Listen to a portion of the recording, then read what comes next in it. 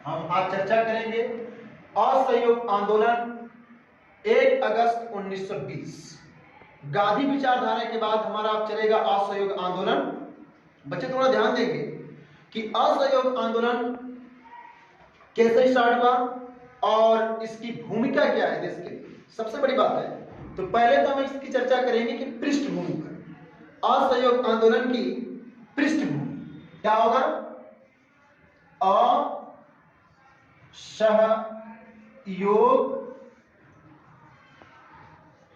आंदोलन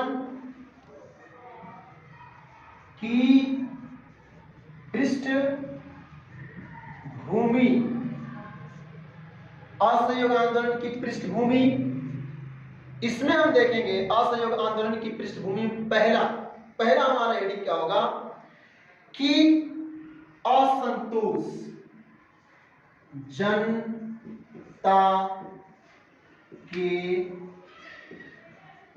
असंतोष।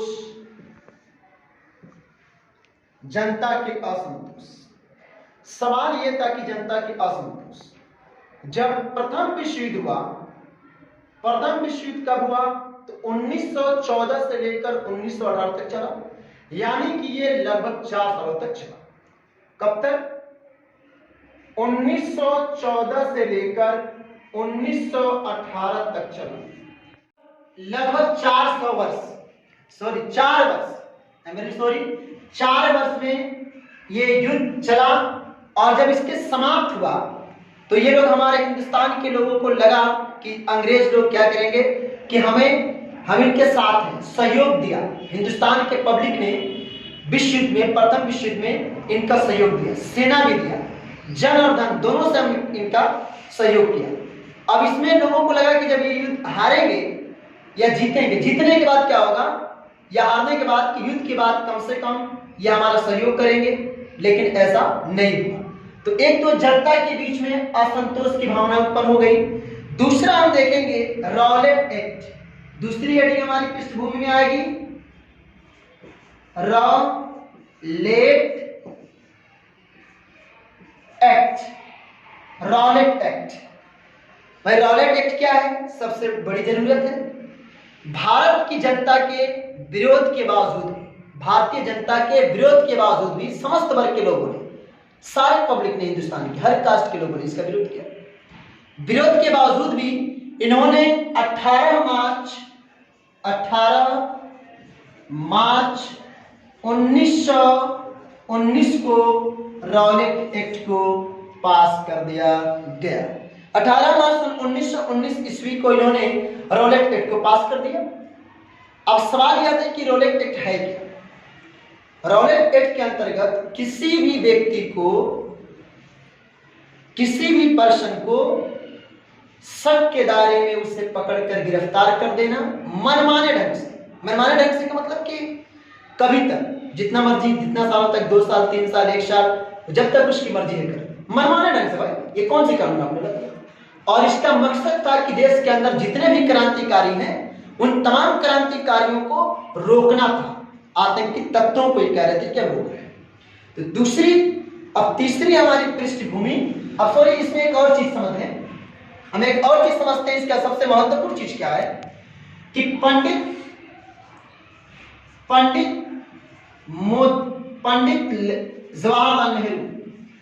जवाहरलाल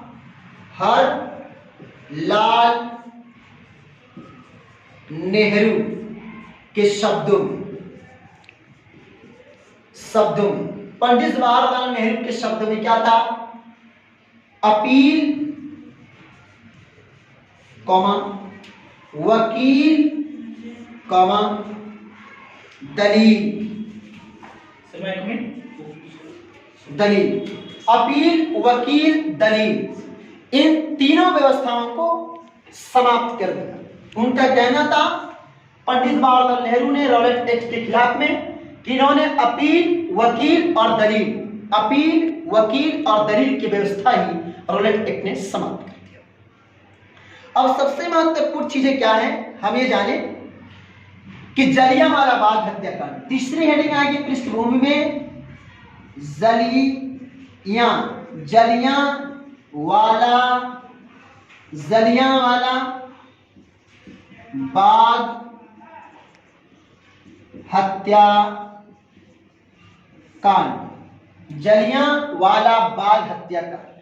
जलियांवाला बाग हत्याकांड कब घटित हुई, यह हमें जानना है। कब घटित हुई भाई? तो यह घटना 13 अप्रैल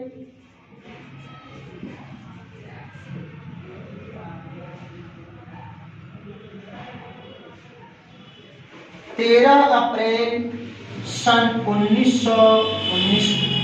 यह घटना 13 अप्रैल सन 1919 को घटित। वाला बाग हत्याकांड 13 अप्रैल सन 1919 सन 1919 13 अप्रैल सन 1919। अब देखिए जलियांवाला बाग हत्याकांड के पीछे क्या क्या घटना घटित हुई थी, ये हमें समझना है। विद्यार्थियों को समझना यह है कि महात्मा गांधी जी ने जब इन्होंने 18 मार्च सन 1919 में जब रॉलेट एक्ट लेकर आई तो उसके खिलाफ, उसको विरोध में, उसके अगेंस्ट में महात्मा गांधी जी ने संपूर्ण भारत सत्याग्रह शुरुआत करने का, प्रारंभ करने का निश्चय किया। कब किया?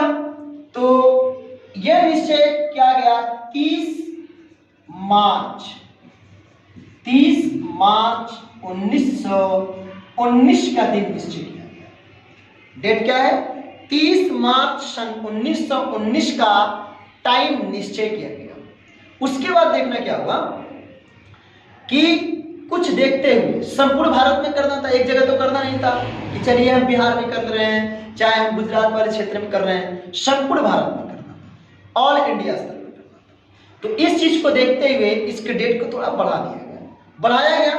तो क्या किया गया इस डेट को कि 6 अप्रैल कर दिया गया। 6 अप्रैल सन 1919 कर दिया गया, डेट को बढ़ा दिया और 6 अप्रैल सन 1919 कर दिया गया।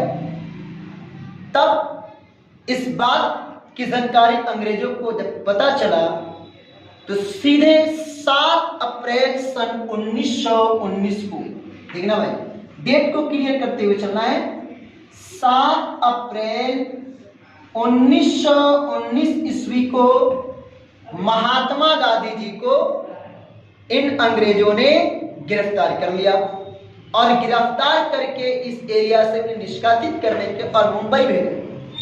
किसको गिरफ्तार कर लिया गया? महात्मा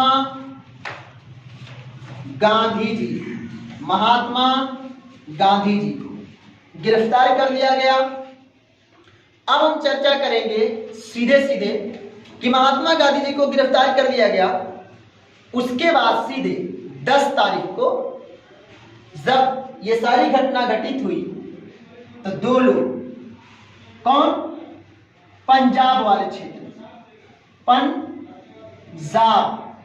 पंजाब के क्षेत्र में 2 महान शख्सियत थे, प्रसिद्ध लीडर डॉक्टर सैफुद्दीन किचलू और डॉक्टर सत्यपाल। याद रखना हमें, डॉक्टर सैफुद्दीन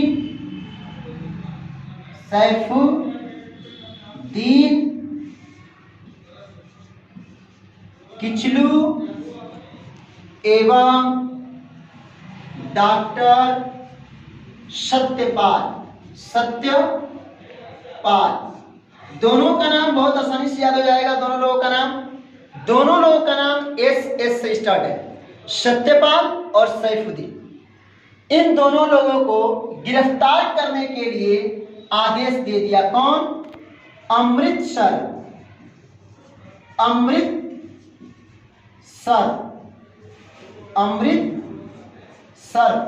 के कमिश्नर ने। किसने आदेश दिया? अमृतसर के कमिश्नर ने आदेश दे दिया कि गिरफ्तार कर लिया जाए। कब आदेश दिया? तो 10 तारीख को। आदेश कब दिया? 10 तारीख को, 10 अप्रैल को, और 10 अप्रैल 1919 को आदेश दिया गया। उसके बाद माइकल ओडायर साहब और तमाम लोगों ने मिलकर, अंग्रेजी जो हुकूमत थी, इन्होंने इनको गिरफ्तार कर दिया, सैफुद्दीन किचलू और सत्यपाल। गिरफ्तार करने के बाद क्या हुआ, आगे की घटना देखेंगे क्या घटित होती है, घटित क्या होती है। तब जाकर इनके, जब इन्हें गिरफ्तार कर लिया गया तो इनको छुड़ाने के लिए, इन्हें आजाद कराने के लिए पंजाब के लोगों ने डिमांड किया किस तारीख को, तब इन्हें ऑर्डर दिया, इनको ऑर्डर दिया, 10 तारीख को गिरफ्तार किया और 10 तारीख को ऑर्डर दिया अमृतसर के कमिश्नर ने इन्हें गिरफ्तार करने के लिए। और 11 अप्रैल, डेट बहुत बढ़िया से क्लियर करना है, 11 अप्रैल 1919 को इन दोनों लोगों को गिरफ्तार कर दिया गया। 11 अप्रैल सन 1919 ईस्वी के लिए गिरफ्तार कर दिया गया। अब इन्हीं लोगों को छुड़ाने के लिए एक जगह था, कौन सा, जलियांवाला बाग। देखना, जलियांवाला बाग, जलियांवाला बाग पंजाब में, अमृतसर में ये थी। और इस बाग में वो डेट क्या था, 13 अप्रैल 1919 का दिन था, जो हिंदुस्तान के इतिहास से बहुत ही दर्दनाक घटना घटित हुई, जलियांवाला बाग हत्याकांड। हम अंतिम पड़ाव पर आ चुके हैं। 13 अप्रैल 1919 को इस बाग में समस्त लोग एकत्रित हो गए। और ये 13 अप्रैल सन 1919 का दिन कैसा दिन था, तो इस दिन पंजाब के लोग बैसाखी का दिन, ये बहुत धूमधाम से मनाते हैं, बैसाखी का दिन, त्योहार का दिन था। और सब लोग इकट्ठा हुए और लोगों को इस बात की जानकारी नहीं थी कि यहाँ पर जो है मना किया गया है लोगों को झुंड के साथ निकलना, कानून बना दिया गया था। उसके बाद क्या हुआ कि 13 अप्रैल सन 1919 को जब ये जहां पर लोग एकत्रित हुए थे, इसी गेट, एक ही रास्ता था उस बाग से निकलने का, लोगों का, पब्लिक को निकलने का एक ही रास्ता था, बहुत सारे रास्ते नहीं थे। बहुत सारे लोग वहां एकत्रित हुए थे, मेला लगा हुआ था, मेला था, बैसाखी का मेला लगा हुआ था। अब यही माइकल ओडायर आकर गेट के सामने खड़ा हो गया, रास्ते संकरे थे, वहां अपने सैनिकों के साथ खड़ा हो गया। लगभग 1650 राउंड गोलियां चला इन निहत्थे लोगों को, और भारत के 1000 लोग इसमें मारे गए, 1000 लोग, और लगभग 2000 लोग घायल हुए। ये बहुत ही दर्दनाक घटना थी हमारे हिंदुस्तान के इतिहास की। उसके बाद ये घटना घटित हुई, तब जाकर इन्होंने एक हंटर कमेटी, जब हिंदुस्तान के लोगों ने और विश्व के लोगों ने इसके खिलाफ आवाज उठाई, तो एक कमेटी बैठाई गई, और वह कमेटी थी हंटर कमेटी। हंटर कमेटी में लॉर्ड हंटर साहब इसकी अध्यक्षता कर रहे थे, इसकी जांच के लिए, जलियांवाला बाग हत्याकांड के जांच के लिए हंटर कमेटी बैठी, जिसमें 5 अंग्रेज सदस्य थे और 3 सदस्य भारत के थे। और इस कमेटी में जांच करने के बाद यह तय किया कि माइकल ओडायर साहब जो कार्य किए हैं वो बहुत ही सराहनीय कार्य है। ये सारा कुछ होने के बाद ये कहा जाए कि भारतीय जनता पर एक नमक छिड़कने का ही काम किया गया है।